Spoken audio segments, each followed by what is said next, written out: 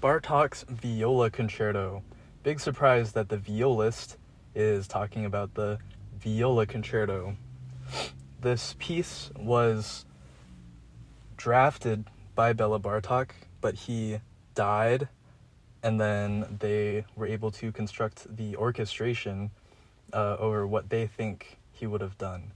However, they had enough information on what he had written in his drafts to make this construction. Our opening statement, our opening 4 bars, is very important, and it comes back a lot in this piece, especially our first 3 notes.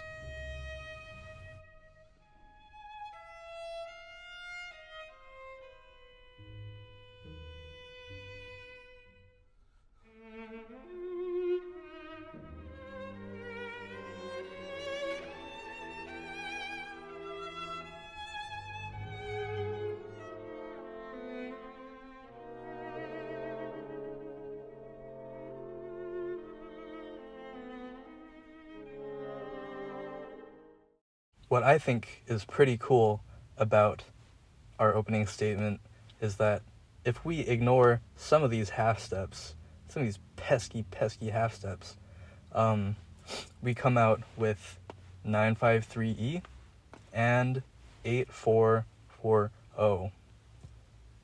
What is so cool about this?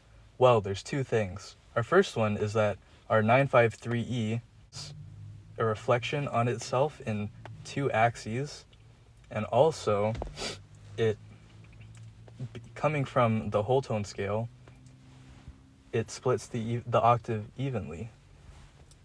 And with our 8440, same thing, it splits the octave evenly with an augmented chord. Ooh. Also, if we dive a little bit deeper, we can see that they are the second statement is sort of a retrograde inversion of sorts of the opening statement. What do I mean by that? Well, starting with our first note, we have a interval class of 4 going up, then down by 2, and then down again by 3.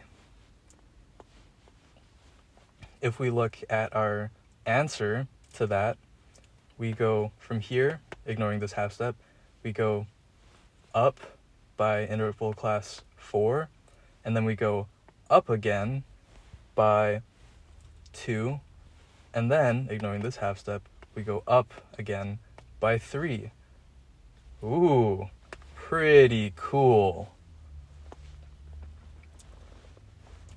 Now, these are at a very wide assortment of octatonic modes, but in the accompaniment,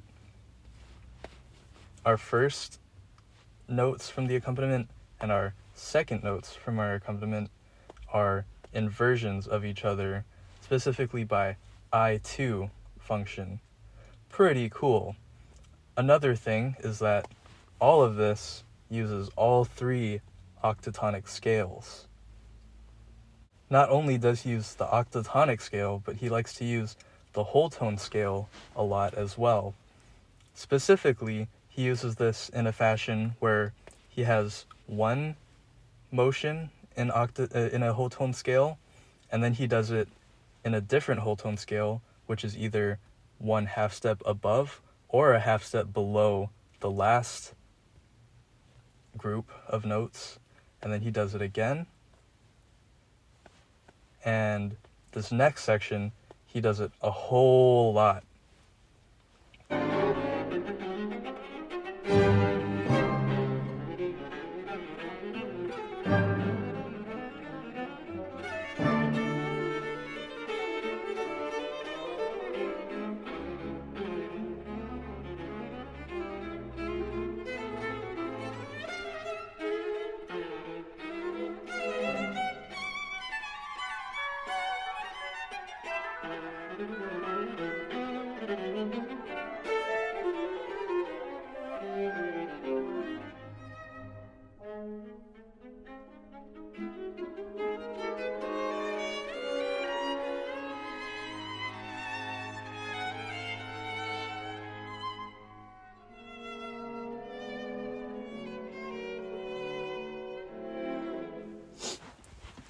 Also in this section, there's a lot of 5-1 motion.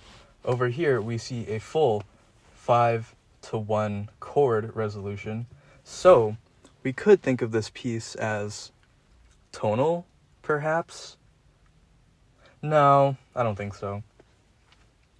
But using this 5-1-1-5 motif, he goes to C, then to G, then from G to D, and then we take a break, and then we go from G sharp, D sharp, G sharp, etc., etc., etc.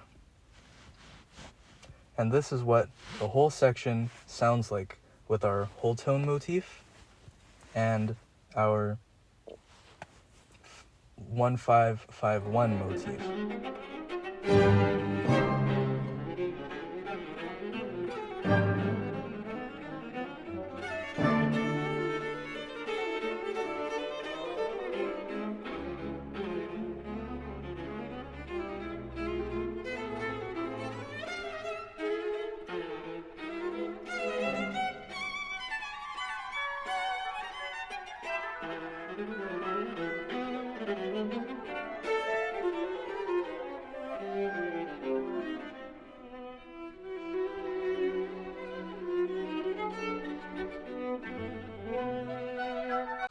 Something else to think about is that in the accompaniment, we hear yet again our opening motif in a IC4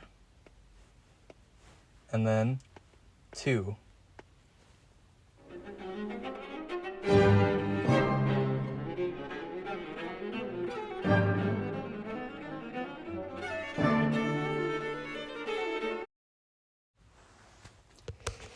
After this section, he uses a lot of Bartók signature quartal harmonies.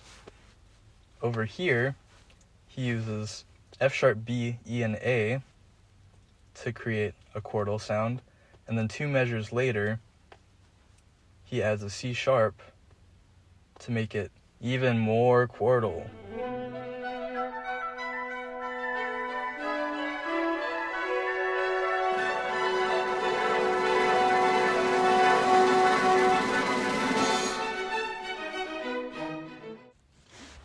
In conclusion, Bartók uses a lot of different non-tonal modes and scales to construct his soundscape of this piece.